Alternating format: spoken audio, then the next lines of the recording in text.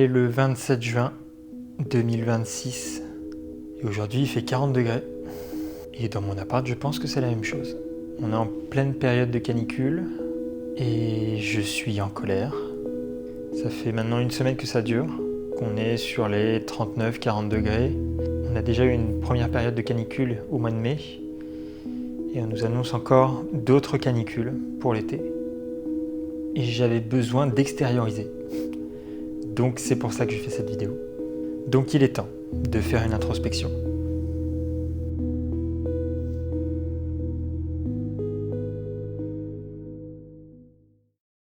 Bonjour à tous et bienvenue dans cette nouvelle vidéo.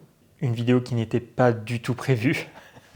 J'étais pas du tout censé sortir ce genre de vidéo parce que je sais pas si vous avez déjà vu l'épisode, le premier épisode entre guillemets de Introspection, donc, qui est une série de vidéos que j'aimerais faire, où je parlais beaucoup de confiance en soi, du regard des autres, etc.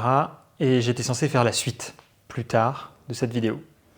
Sauf que on est arrivé fin juin, un peu avant l'été, et on est de nouveau en canicule. C'est la deuxième canicule qu'on a avant l'été. Je crois que ça n'a jamais été aussi pire que toutes les autres années que j'ai vécues. Et donc, j'ai besoin de faire cette vidéo parce que ça fait une semaine que je vis clairement sous la canicule. Moi, j'habite en plus dans la métropole de Lyon, donc c'est l'une des villes qui est les plus touchées par la canicule et par conséquent du dérèglement climatique, parce que je vais devoir le dire, parce qu'apparemment les gens ne le comprennent pas assez, mais la canicule est liée au dérèglement climatique et donc à nos activités humaines. Je le dis parce que les médias n'en parlent pas, ils ne le disent pas, et je vous expliquerai plus tard pourquoi ça m'énerve. Si on fait un léger bilan jusqu'à aujourd'hui de tout ça, on a un épisode de canicule très intense qui touche toute la France depuis le 16 juin. Et la première vigilance orange canicule, elle a été activée par Météo France le 18 juin. Depuis, l'épisode il s'est étendu à toute la France. Au total, c'est 90 départements qui ont été déplacés en vigilance orange canicule, soit 91% de la population. Parmi eux, il y en a 49 qui sont en vigilance rouge, soit la moitié de la population française. Alors l'épisode va durer encore quelques jours. Normalement, la semaine d'après cette vidéo que je tourne, il devrait faire un peu plus frais, c'est-à-dire 30 degrés. Mais cet épisode, il a été identifié comme étant le plus sévère jamais connu à cette époque de l'année. Et son intensité, elle peut être comparable à certaines périodes de canicule qu'on a eues, comme par exemple la canicule de 2003 et celle de juillet 2019. Il faut savoir qu'il y a un nombre d'hospitalisations aussi qui est de plus en plus important, avec entre 160 et 220 hospitalisations quotidiennes, dont environ 60% qui concernent les personnes de plus de 75 ans, et plus évidemment. Alors évidemment, tout le monde souffre de la canicule, mais il y a une partie de la population qui souffre un peu plus que les autres. Évidemment, je parle des personnes âgées, les nourrissons, les femmes enceintes, les travailleurs exposés à la chaleur, ceux qui travaillent dehors, les personnes souffrant de maladies chroniques, les personnes prenant certains types de médicaments, les personnes handicapées aussi, mais les personnes aussi isolées, dépendantes et fragiles, ou encore les personnes précaires. Ça fait quand même beaucoup de monde qui sont fragiles par rapport à cet épisode de canicule. Mais ce qui rend cet épisode de canicule encore plus frappant, c'est le contexte dans lequel il est inscrit. Le printemps 2026, il est officiellement le plus chaud jamais enregistré sur Météo France, depuis la création de Météo France, avec une anomalie de plus 1,7 degrés par rapport à la normale de saison. Les sols arrivent donc en juin déjà asséchés, les nappes phréatiques elles sont déjà affaiblies, comme les organismes, que ce soit humains ou techniques, sans avoir eu le temps de récupérer. Alors vous vous dites pourquoi je fais un bilan de cette canicule, c'est tout simplement parce que moi aussi je suis touché par cette canicule, comme tout le monde en France. Et j'ai entendu des choses dans les médias, j'entends des choses de la part du gouvernement qui me sidèrent un petit peu et qui me mettent en colère. En fait, si je fais cette vidéo, c'est tout simplement parce que je suis en colère contre eux. Pour ma part, si je prends mon expérience personnelle, la canicule a, on va dire, commencé la semaine dernière, on va dire dimanche dernier ou samedi dernier. Et depuis le lundi, ce lundi-là, jusqu'à mercredi, j'ai eu des migraines constantes. C'est-à-dire que je me réveillais avec des migraines, je me couchais avec des migraines, et je sais que c'est totalement dû à la chaleur. Au début, je pensais parce que j'étais déshydraté, et c'est peut-être le cas, donc c'est pour ça que je bois plus d'eau. Mais je sais aussi que j'ai des problèmes d'yeux. Mes yeux sont plus secs qu'un être humain normal, on va dire. C'est d'ailleurs pour ça que j'ai eu plusieurs chalazions. Et le fait qu'il fasse aussi chaud rend mes yeux encore plus secs, ce qui fait que ça me crée des migraines. Voilà.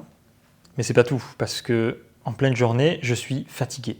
J'ai du mal à réfléchir, du coup je suis moins productif au travail, et ça peut être l'un des nombreux symptômes que vous pouvez avoir liés à la canicule. La fatigue, les effets cardiovasculaires ou respiratoires, des naissances prématurées par exemple. En gros, ces épisodes de canicule, ils présentent de nouveaux défis en prévention et en santé. La chaleur, elle a un effet immédiat sur l'organisme. Dès les premières augmentations de température, le corps humain, en fait, il active des mécanismes de thermorégulation, comme par exemple la transpiration ou même l'augmentation du débit sanguin, etc., etc. Et du coup, vu que le corps est surmobilisé, ces mécanismes, ils peuvent engendrer des maux de tête, comme moi j'ai eu, des nausées, des crampes aussi. Oui, des crampes. Et moi, j'en ai beaucoup depuis la canicule, beaucoup de crampes aux jambes. Donc c'est des crampes musculaires ou de déshydratation, tout simplement. Évidemment, il y a des risques beaucoup plus graves, le coup de chaleur qui peut clairement entraîner la mort. Et du coup, les canicules, en fait, elles entraînent une surmortalité. En 2022, les épisodes caniculaires ont causé la mort de 2816 personnes en France. Donc c'est pas anodin. Et pourquoi je suis en colère? Parce que, en fait, je peux rien y faire, il fait chaud chez moi, je peux pas faire grand chose à part mettre mon petit ventilateur. Et vous allez me dire, achète une clim. Ah là là, on va en parler de la clim, parce qu'apparemment on en entend beaucoup parler dans les médias, à la télé aussi. Je ne comprends pas pourquoi on parle que de ça, alors que c'est pas le sujet principal, mais bon. Mais donc on crève de chaud, et ce que j'entends à la télé, de la part du gouvernement, c'est que pour lutter contre la canicule, il faut rester chez soi, boire de l'eau et allumer la clim.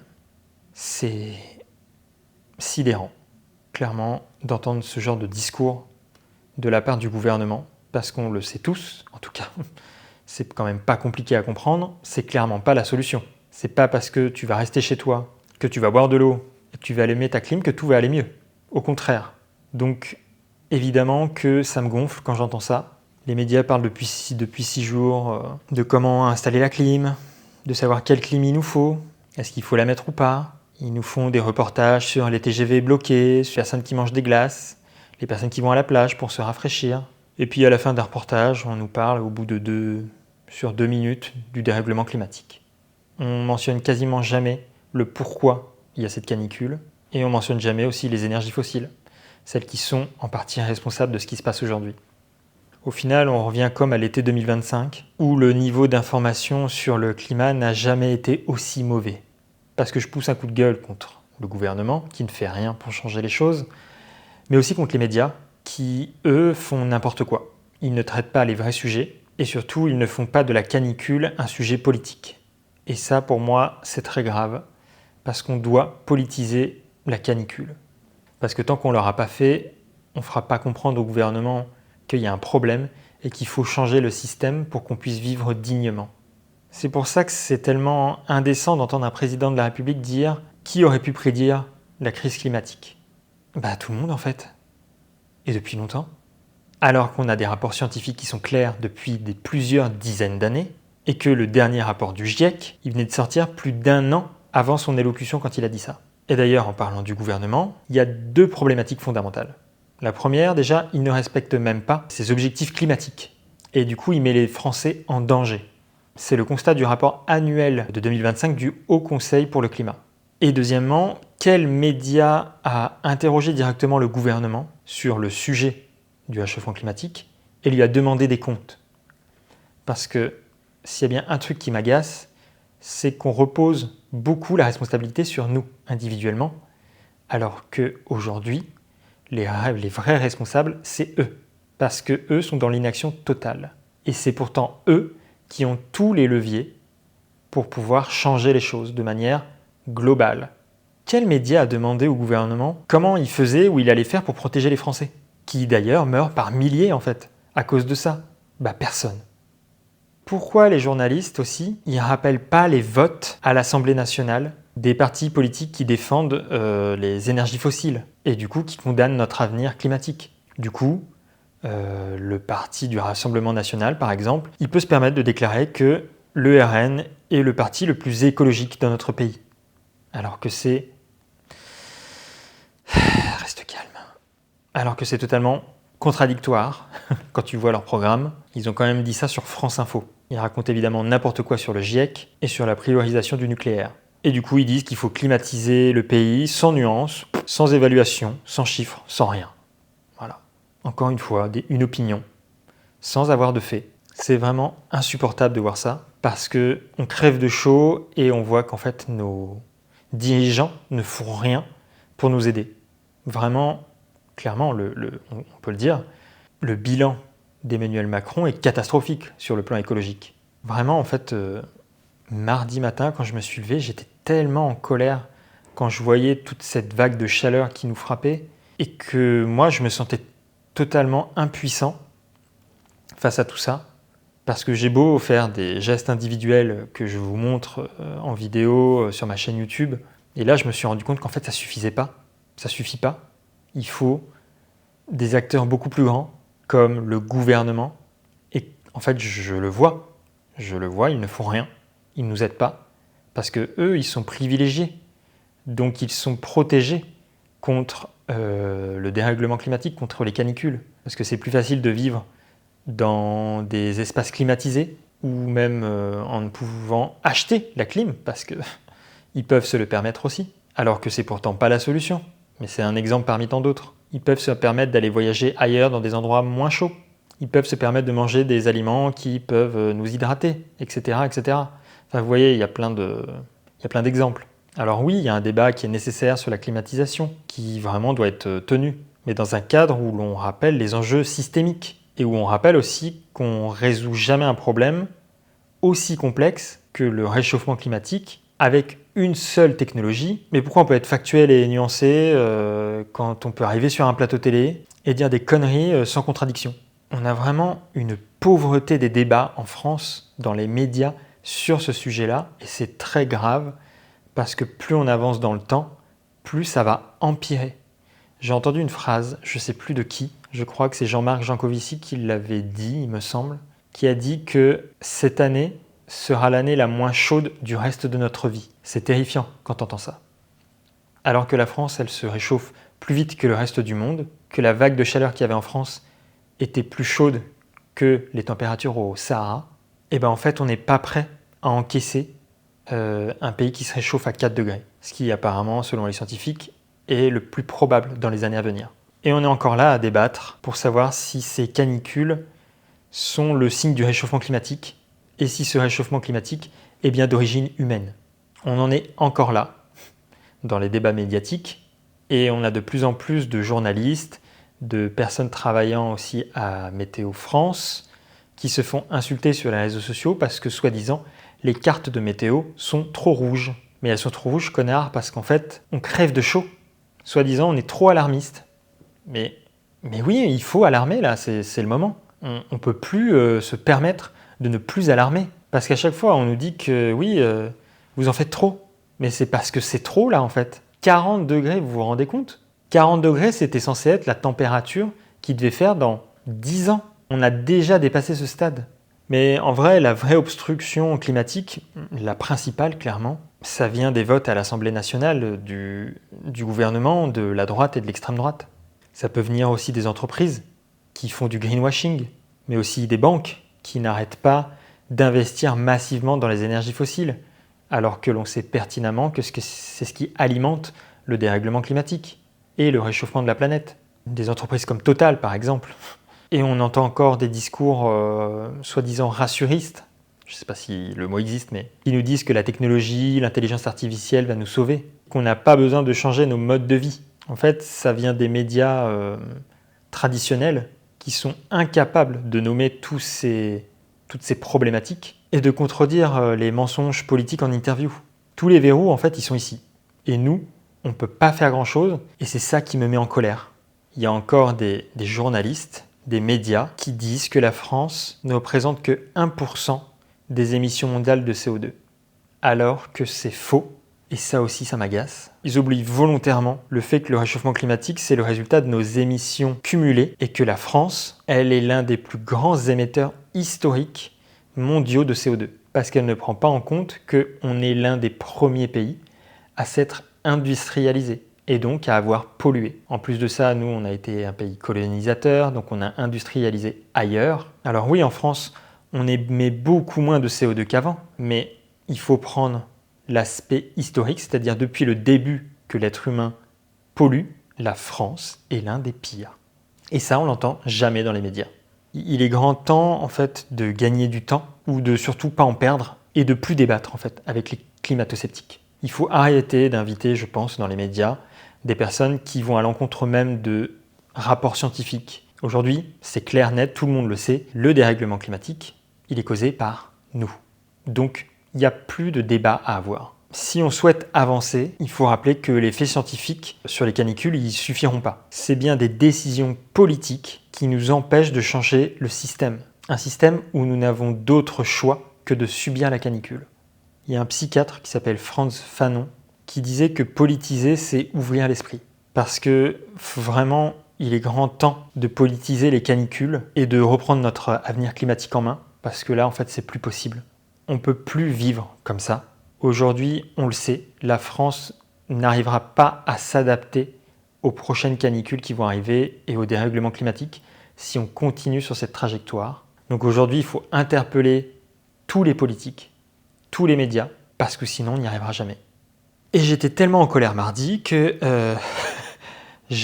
alors ça va sûrement vous faire rire, mais j'ai créé une lettre ouverte au président de la République sur Instagram, que je vais poster avant de sortir cette vidéo, pour exprimer toute ma colère en fait, envers l'État, envers le gouvernement, envers notre président, et aussi un petit peu envers les médias, qui sont totalement irresponsables par rapport à ce qui se passe aujourd'hui. Ils mettent en danger nos vies de par leur inaction. Et en plus de ça, ils nous font culpabiliser de nous ne pas faire ce qu'il faut pour essayer de réduire notre empreinte carbone alors qu'eux-mêmes ne le font pas. Alors que c'est eux qui ont tous les leviers pour changer les choses. Si vous voulez, je peux vous lire ce que j'ai écrit sur ce post. C'est un post que j'ai fait sur Instagram. D'ailleurs, si vous voulez, vous pouvez liker massivement ce post, le republier ou le publier avec vos propres mots à vous, interpeller et taguer évidemment le président ou des politiques différents. Parce que plus on va partager ces posts-là, plus les gouvernements ne pourront pas dire qu'ils n'avaient pas vu. Pour beaucoup, je sais que c'est ridicule, ce que je suis en train de faire, et de dire qu'il faut partager, qu'il faut le montrer, qu'on est en colère, parce que pour vous, en fait, ça ne changera rien. Mais il y a plein d'exemples qui prouvent le contraire. Enfin, il y a quelques mois seulement, j'étais très en colère. J'avais vu un reportage sur les thérapies de conversion. Alors pour ceux qui ne savent pas ce que c'est qu'une thérapie de conversion, c'est une thérapie de réorientation sexuelle. Généralement, ce sont des personnes conservatrices qui font ce genre de choses. C'est un ensemble de traitements pseudo-scientifiques, je mets bien le mot entre guillemets parce que ce n'est pas du tout scientifique, et qui est dans le but, qui est évidemment très controversé, de tenter de changer l'orientation sexuelle de quelqu'un. De changer aussi l'identité de genre d'une personne trans par exemple, ou de changer l'homosexualité d'un homme, d'une femme, etc. Ce sont évidemment des pratiques barbares, parce qu'il y a aussi de la souffrance physique, psychologique, et donc j'avais vu un reportage là-dessus, et ça m'avait mis beaucoup en colère, et j'avais essayé de trouver des associations qui pouvaient lutter contre ça. Et il y a plusieurs associations queer qui ont lancé une pétition à grande ampleur en France. Et donc j'ai signé la pétition et je l'ai partagée en masse pendant plusieurs semaines. Et la pétition a été signée par tellement de monde que l'État a dû débattre de ce sujet à l'Assemblée nationale, tellement il y avait eu de signatures et de partages sur ce sujet-là. Et aujourd'hui, grâce à ça, les thérapies de conversion en France, elles sont totalement interdites. Et même mieux, et aujourd'hui, il y a une initiative citoyenne européenne qui débat sur ces sujets-là, d'interdire dans l'Union européenne les thérapies de conversion.